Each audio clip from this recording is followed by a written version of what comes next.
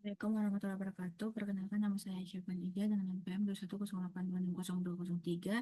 Di sini saya akan membawakan tugas untuk basic system organ, urinary tract, special sense, dan reproduction. Di sini saya akan menjelaskan tentang pola reproduksi pada manusia, pada laki-laki dan perempuan. Pertama yaitu pada anatomi reproduksi dan urinaria maskulina. Jadi secara anatomi, urea reproduksi pria dibagi menjadi dua, yaitu adalah urinaria berupa sistem kemih, yaitu ada ginjal berguna untuk menyaring darah, ureter untuk saluran membawa urin dari ginjal ke kandung kemih, kemudian vesika urinaria untuk menampung urin sebelum dikeluarkan, serta ada uretra untuk saluran akhir keluar dari urin. Kemudian ada sistem reproduksinya berupa testis, menghasilkan sperma dan hormon testosteron, epididymis untuk mematangkan sperma, vas deferens untuk mengangkut sperma dari epididymis ke vesicula seminalis. Kemudian ada vesika seminalis, itu untuk menghasilkan cairan yang bercampur dengan sperma, prostat untuk menghasilkan cairan prostat untuk kelangsungan hidup sperma, serta ada kelenjar Cooper atau bulboretal untuk cairan mengeluarkan cairan pelumas, dan penis untuk organ kopulasi juga keluarnya urin dan sperma. Kemudian lanjut untuk anatomi reproduksi pada wanita. Dan pada wanita juga ada yang namanya di anatomi wanita juga dibagi menjadi dua, yaitu sistem kemih dan sistem reproduksi. Pada sistem kemih ada juga sama seperti pria, ginjal, uretra, dan kandung kemih. Kemudian ada tambahan satu lagi saluran kemih pada wanita berupa uretra, yaitu ukurannya lebih pendek, kurang lebih 44 cm sebagai jalur urin. Kemudian untuk sistem reproduksinya, pertama ada ovarium untuk menghasilkan sel telur, kemudian tuba falopit tempat pembuahan dan mengantarkan ovum ke rahim, kemudian uretrus rahim untuk tempat implantasi dan tumbuhnya janin, cervix yaitu leher rahim untuk menghubungkan rahim dengan vagina, kemudian ada vagina saluran keluarnya kelahiran dan kehubungan seksual, kemudian vulva yang bagian luarnya itu termasuk ada klitoris, eh, labia, klitoris sama vestibula. Kemudian selanjutnya kita akan membahas tentang mekanisme menstruasi yang biasanya terjadi pada repro dan terjadi pada wanita. Pertama itu fase menstruasi itu dipengaruhi oleh hipotalamus dan hipofisis. Nah, fase-fasenya itu ada fase menstruasi berupa dari hari ke 1 sampai ke 5, yaitu penurunan kadar estrogen dan progesteron karena degenerasi dari korpus luteum, sehingga endometriumnya luruh dan keluarlah darah segar sebagai bentuk menstruasi. Kemudian ada fase polirelatif dari hari ke 6 sampai ke 13 itu merangsang pertumbuhan folikel ovarium dan menghasilkan estrogen untuk merangsang proliferasi dari endometrium biar saling untuk menebalkan penebalan dari epitel mukosa di endometrium. Kemudian ada ovulasi itu sekitar hari ke 14, itu lonjakan LH menyebabkan folikel degraf itu pecah sehingga melepaskan ovum yang banyak. Ini terjadi setelah lebih dari 14 menstruasi, lebih dari 14 hari menstruasi terjadi. Kemudian progesteron itu untuk menyiapkan endometrium, dan kemudian jika tidak ada fertilasi akan kembali lagi ke awal, yaitu korpus luteum akan degenerasi dan progesteron turun dan terjadilah si menstruasi tadi.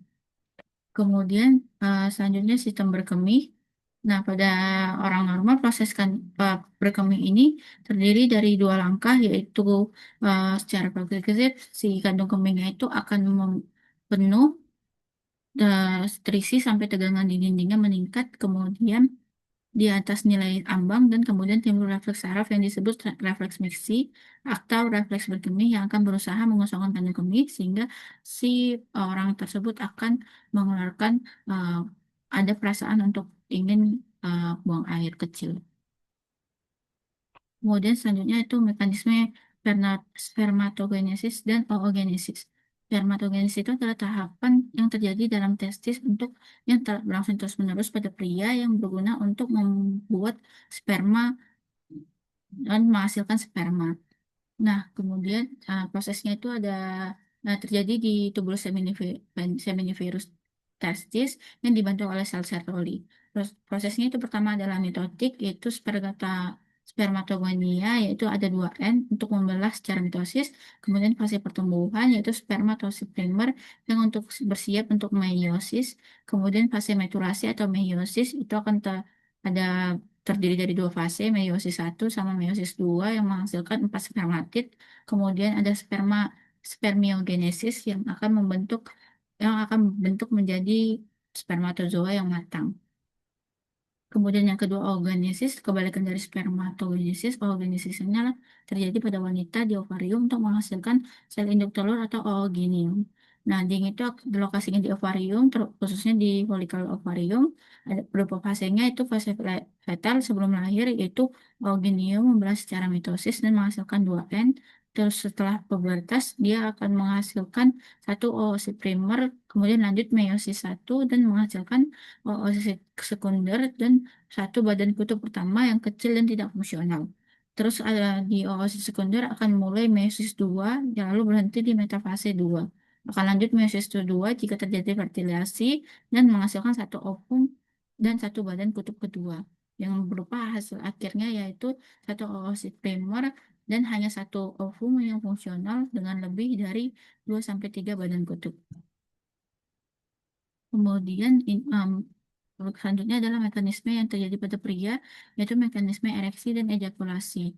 Nah, jadi ereksi itu terjadi ketika orang laki-laki melihat atau mendengar, mencium, merasa menyentuh, atau berpikir sesuatu yang membuatnya terangsang secara seksual.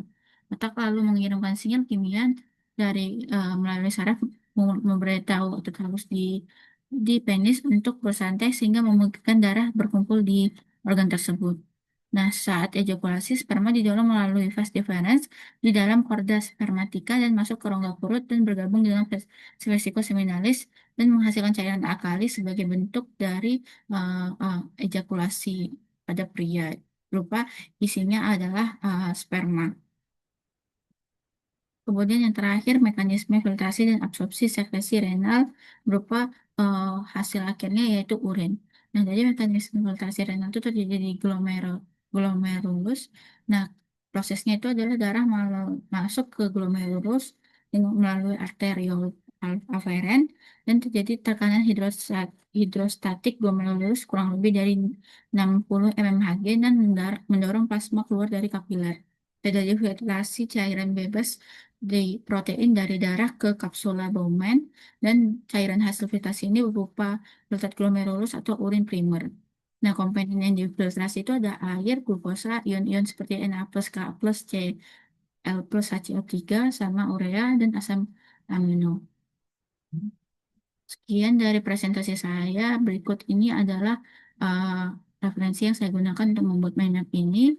Saya akhiri. Mohon maaf jika ada kesalahan kata atau kesalahan perbuatan. Saya akhiri dengan Assalamualaikum warahmatullahi wabarakatuh.